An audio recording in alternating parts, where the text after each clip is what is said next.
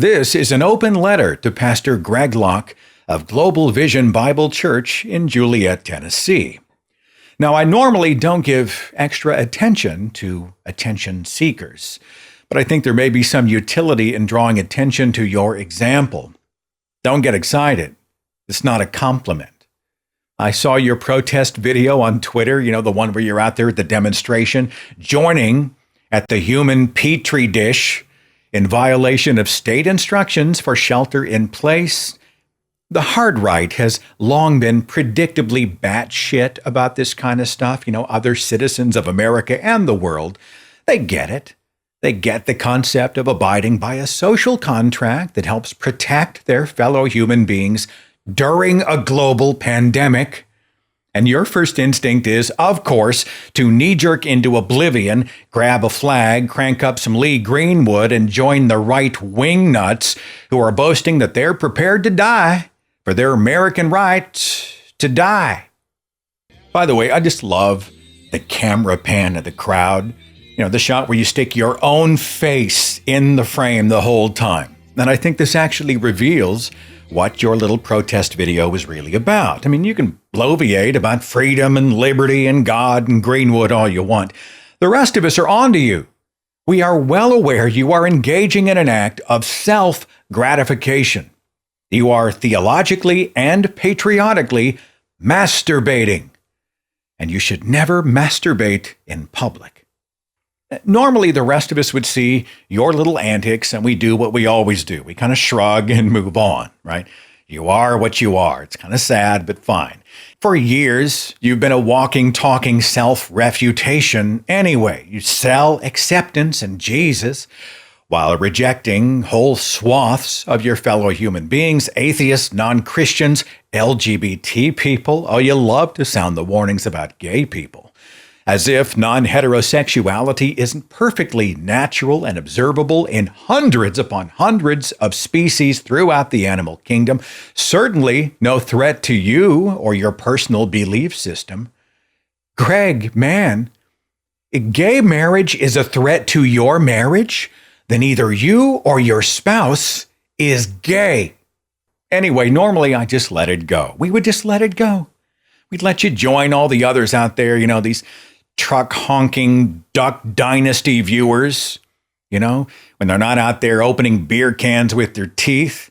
You can boot-scoot their hometowns and hold up their misspelled protest signs all they want. The problem is all of this public and literal mouth-breathing, it's making the country a more dangerous place. You remind me a little bit of Evangelist Kenneth Copeland, the guy who talks to the virus, a contagion spread through the discharge of the mouth and nose. And he thinks he can kill it by spitting. You're out there spitting pretty much. COVID-19! COVID-19!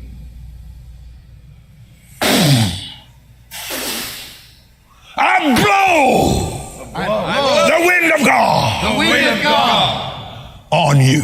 On you. I used to be empathetic to this stuff. I used to be a Christian. And I get it. Many believers are good people. And if you want to believe personally, fine. You want to believe in a book that says that you're the descendant of a dirt man and a rib woman in a garden. A book that's got talking animals and blood magic and penguins boarding an ark in the desert and a woman impregnated by a ghost so a super baby can grow up and save everybody from his own perfect plan. You want to believe that stuff? Knock yourself out. If you want to sit around your own little pod and breathe on everybody, fine.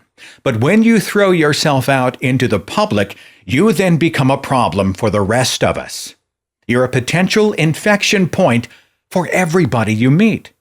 And if you guys were a closed system, we'd just let you sit around and knock each other out of the gene pool.